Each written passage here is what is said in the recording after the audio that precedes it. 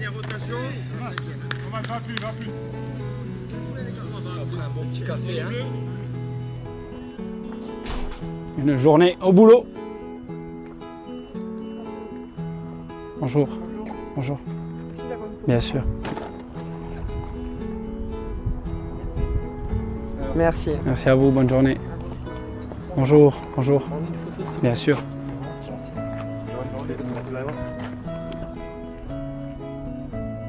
De rien. Bien sûr.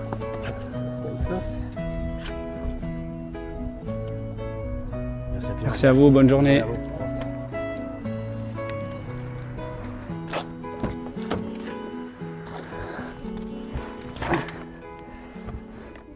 Julien, ça c'est ton rituel alors.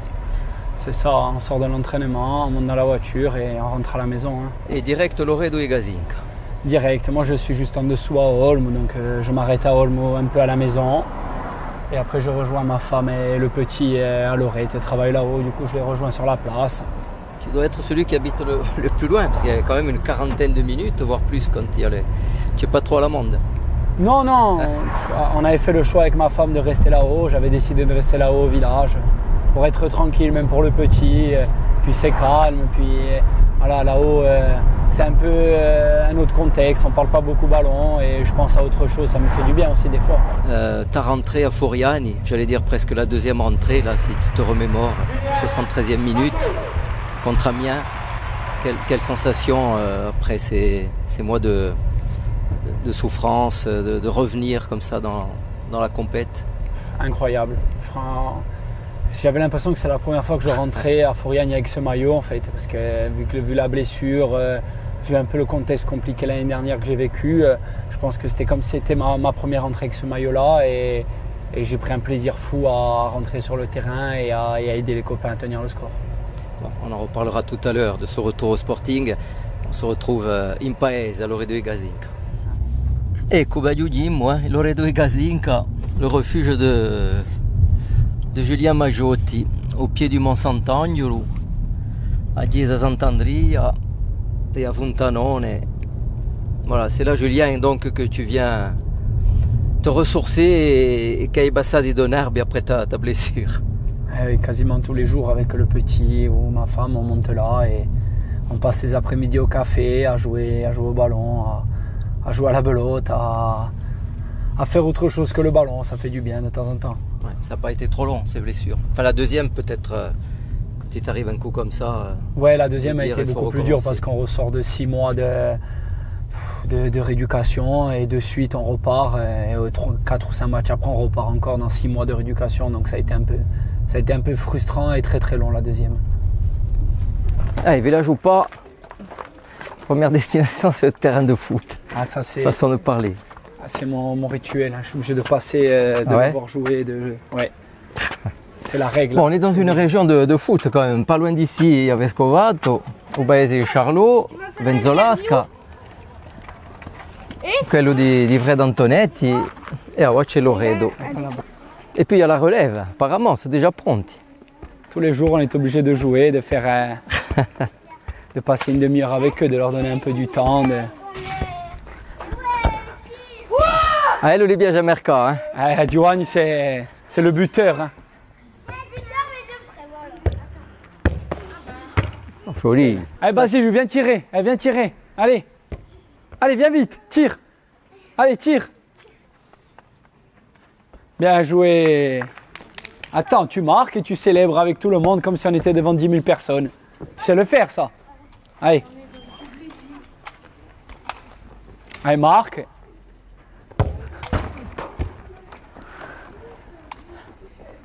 Avec eux. C'est un parcours assez atypique, déjà de par les blessures, c'est rare, un croisé et une deuxième année l'autre. Mais voilà, tu es resté longtemps dans le foot amateur. Est-ce que le fait de rester à Luciano, dans ton cocon et tout, tu étais bien, ça a retardé les chances ou pas d'Ibert? Est-ce que tu pensais déjà à une carrière ou pas? Jeune, oui. De toute façon, on y pense tous quand on est... Le Sporting n'était pas loin. Le Sporting n'était pas loin, on y pense. J'aurais pu y aller un peu plus jeune. J'ai fait le choix de ne pas y aller. Après, je voulais y aller moi, ça ne s'est pas fait. Mais jeune, on y pense. Après, arrivé à 20 ans, quand on commence à rentrer dans le monde du travail, avoir une vie d'amateur, ça commence à sortir de la tête au final. Et si je ne rencontre pas Pascal Kamadi, autant ça ne se fait jamais peut-être. C'est sur un match, un futsal, on a eu une discussion, il m'a dit qu'il fallait faire ça.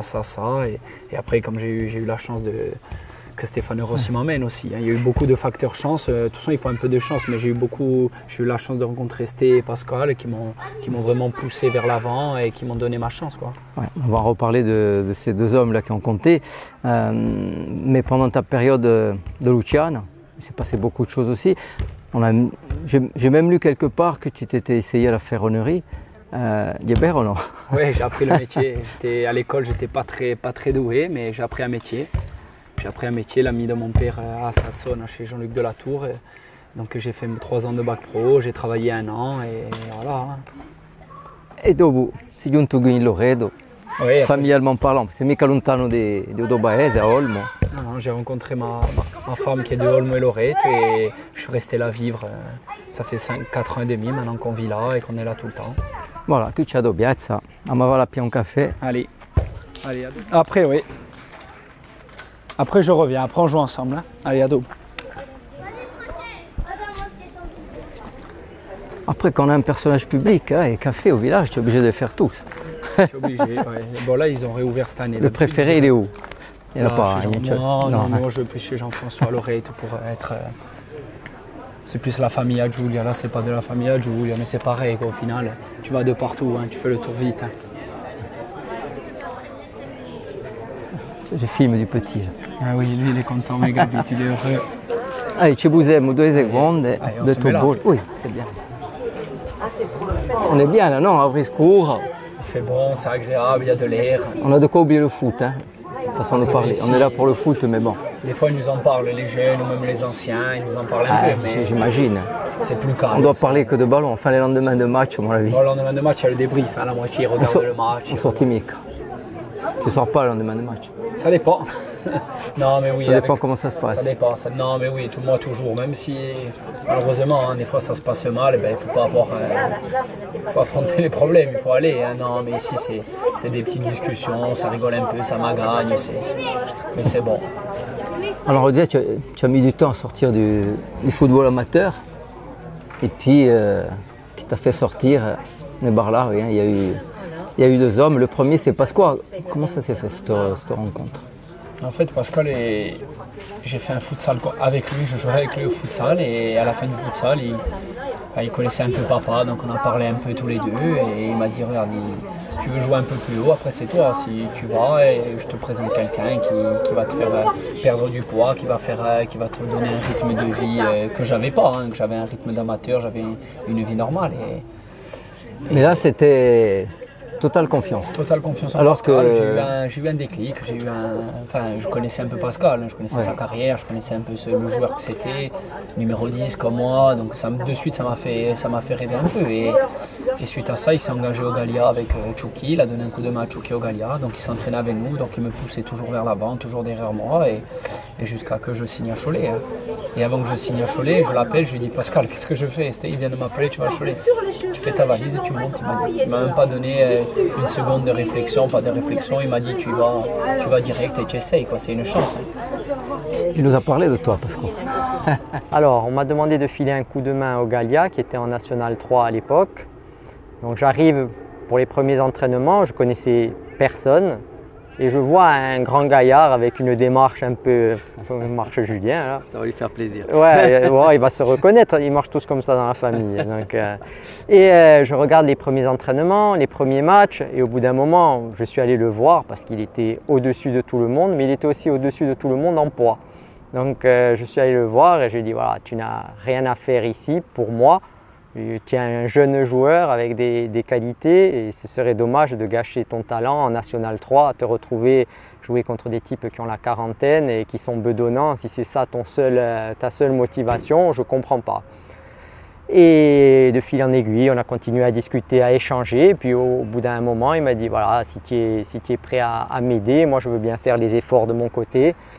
Et voilà, notre relation a commencé comme ça. Et puis après, c'est Stéphane Rossi qui lui a mis le pied à l'étrier à Cholet en National 1 ensuite. Franchement, on s'y est pris d'un coup de foudre. Hein. C'est une rencontre inattendue et qui m'a.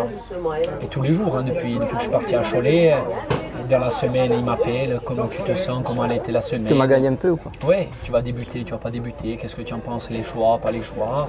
Le jour du match, j'ai toujours ce petit message où je lui envoie à 18h. Je suis remplaçant, je suis titulaire. Et après le lendemain de match, débrief, on parle un peu.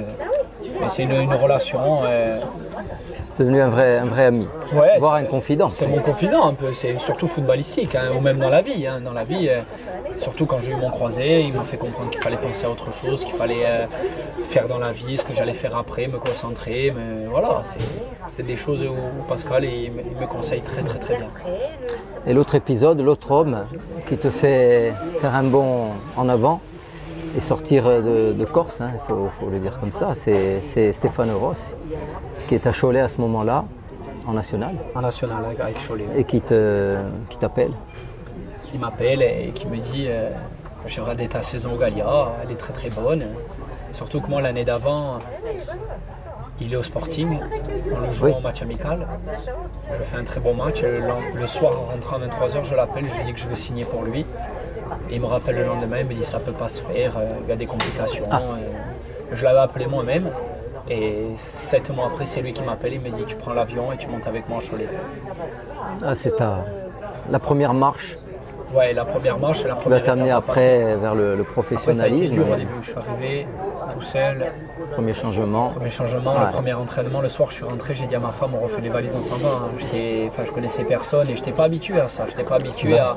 J'avais besoin de parler, de rigoler. Luciana, di famiglia. J'arrive dans un club où personne ne te connaît, où les gens ils me demandaient si j'étais pas défenseur central ou. J'ai été. Après, je suis tombé dans un club avec des bons mecs, des bons gars qui m'ont pris sous leurs ailes, comme des Momo Larbi. J'ai rencontré des belles personnes aussi, hein, des Yasser Baldé, des Anchobi avec qui j'ai fini à Laval une belle aventure. Donc finalement, ça a été une très belle aventure. Ça a été Cholet, ça a été le départ de ma carrière. Au point de départ, à 26 ans pour vous. C'est ça, 26 ans. Et puis après, il y a le pont avec Laval. Avec Laval, ouais. C'est pas trop loin. Comment ça s'est fait ce passage-là? Moi, j'avais pas d'agent. Donc c'est Pascal qui discutait pour moi et on était à Cholet, plus de Stéphane Ross. Qu'est-ce qu'on fait, qu'est-ce qu'on ne fait pas? Je rentre, je discute avec Antoine Emmanuel de Port-Borgo et j'ai un coup de fil de Frappoli, l'entraîneur de Laval, apparemment, qui cherche un milieu, il sait que j'ai plus de club et qui me dit de monter. Et le lendemain, j'étais à Laval et j'ai signé mon premier contrat fédéral à Laval. Fédéral, c'était en national à l'époque. National à Laval. Et là, c'est ta première grosse saison. Enfin, à Cholet, c'était pas mal, mais Laval en national. Ouais, je mets du temps, je mets 3-4 matchs à me lancer, où je rentre, je débute pas, parce que quand j'arrivais de Cholet, j'avais pas beaucoup joué non plus. Et après, on vient jouer ici contre Borgo et ça a été un déclic, un déclic sur ma saison. Ouais, tu finis meilleur joueur, ou meilleur espoir en tout cas du national. Pas mal de buts, de passes décisives, enfin tu vas gérer ça. Et voilà, enfin, ta carrière elle est vraiment lancée parce que Laval veut te garder. Après je crois qu'il y a un club belge qui se met au milieu, c'est Charleroi. C'est ça, oui. Qui veut te récupérer, donc c'est quand même un bond en avant énorme. Ouais, là, qu'un club étranger, même si la Belgique c'est pas loin, s'intéresse à toi. Ouais, non, franchement, c'était un. Mais après, le deal, c'est quoi alors? Je vais jouer en Belgique, je reste à Laval. Ça a été une période pas facile parce que moi, je ne savais plus. Et c'est là où je fais appel à un agent avec Pascal. Et donc, Pascal, il a eu au téléphone l'agent, donc ils se mettent un peu en relation, ils discutent un peu. Parce que l'agent, moi, il fallait que je sois vraiment en confiance et j'ai rencontré quelqu'un, donc ça a été vraiment aussi pareil, une personne de confiance à qui j'ai eu confiance de suite.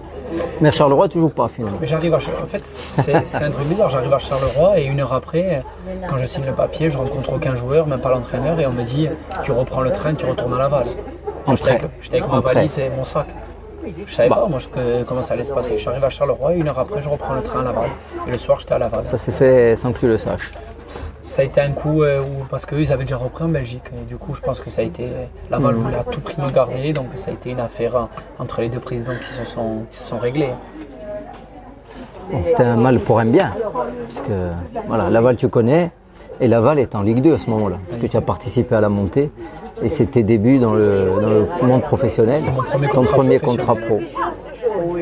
Souvenir? incroyable. Et souvenir contre un professionnel, je repense à toute ma jeunesse, toute ma vie, toutes les étapes que j'ai dû passer, tous les problèmes qu'il y a eu. Et quand on arrive là, on se dit ouais, on est arrivé où tout le monde veut y arriver, quoi. C'est beau. Et tu fais une première partie de saison énorme. Puis surtout mon premier match. Tu deviens presque le patron de Laval, quoi. Enfin, en tout cas, c'est ce qu'on a pu lire. Premier match, Bastia. C'est quand même le destin, il est quand même incroyable, quoi. Et en fait, c'est des choses qui se passent.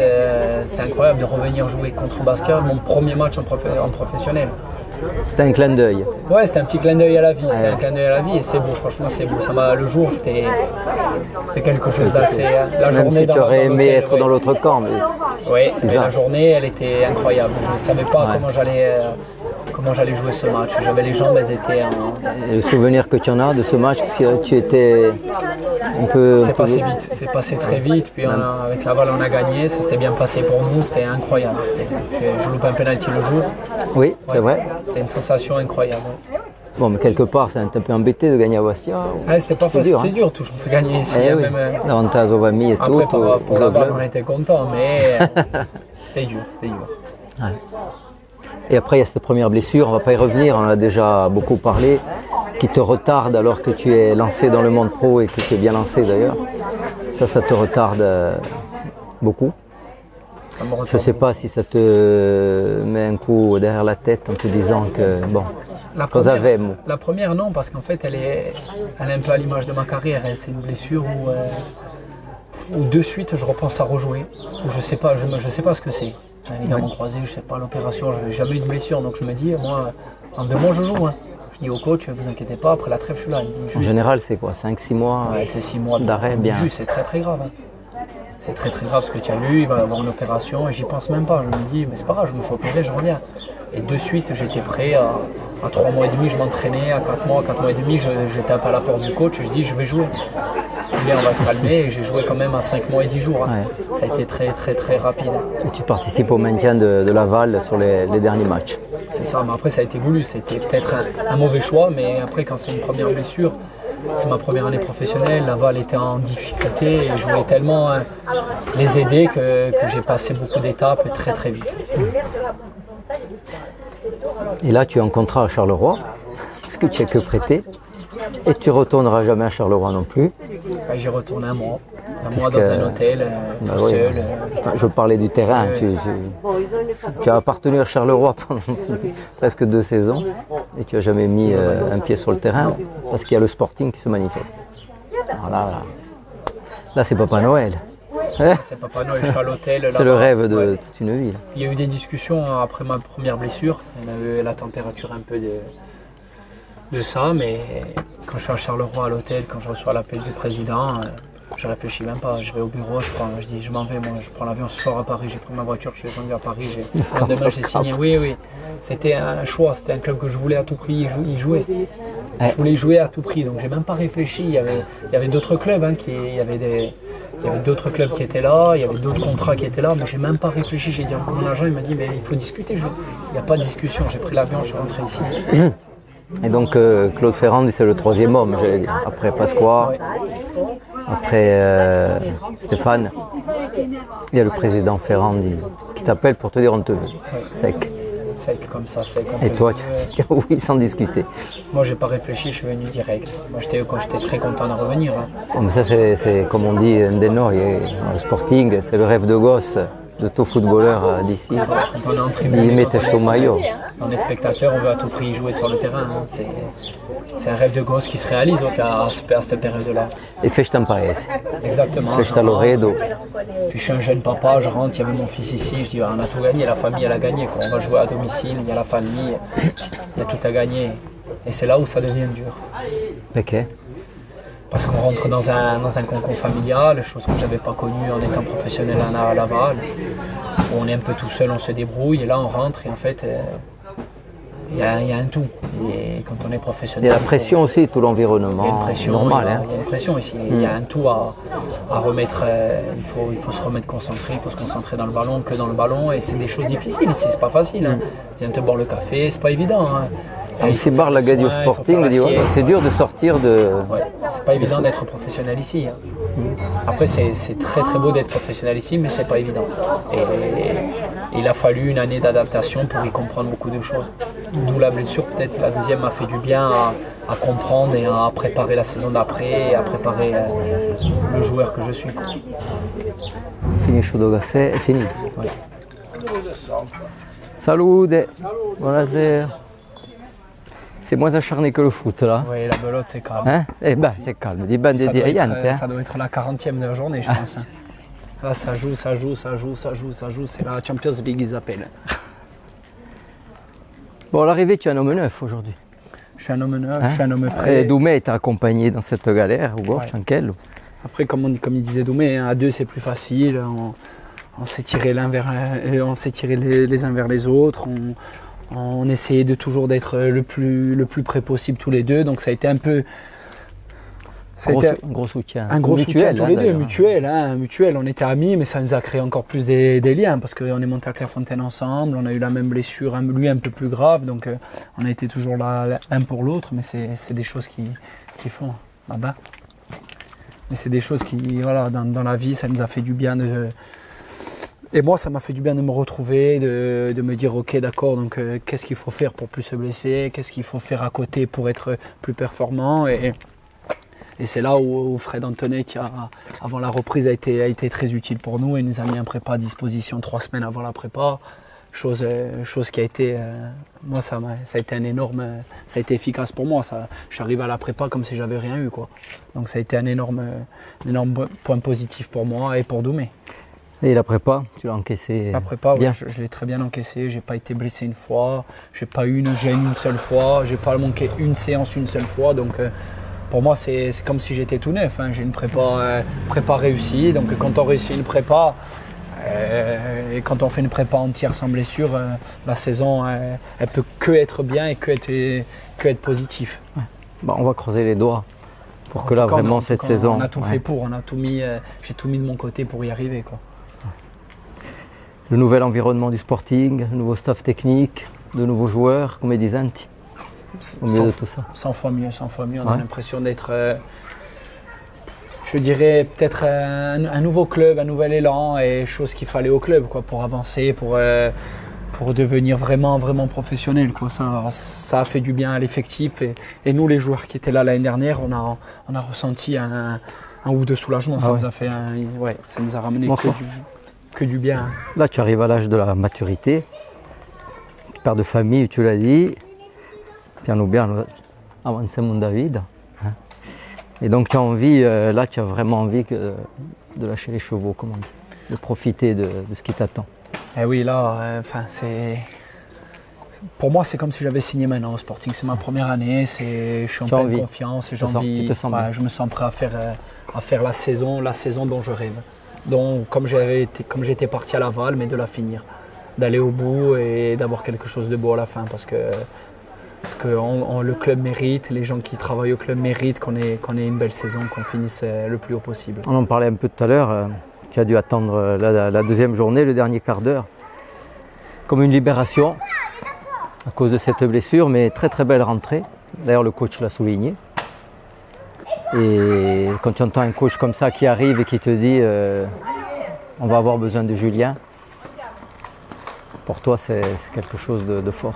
Ouais, moi j'ai besoin de confiance et ce coach-là que je connaissais un peu m'a vraiment mis en confiance. Il m'a mis, voilà, quand je suis rentré, il m'a serré dans ses bras, j'ai senti de l'importance que j'allais avoir sur cette fin de match. Et quand un coach vous fait confiance comme ça, vous êtes obligé de lui rendre. Certes, il y a des hauts, il y a des bas, il y aura des moments durs, mais quand on a la confiance d'un coach, eh ben on fait tout pour lui rendre sur le terrain et de la meilleure des manières.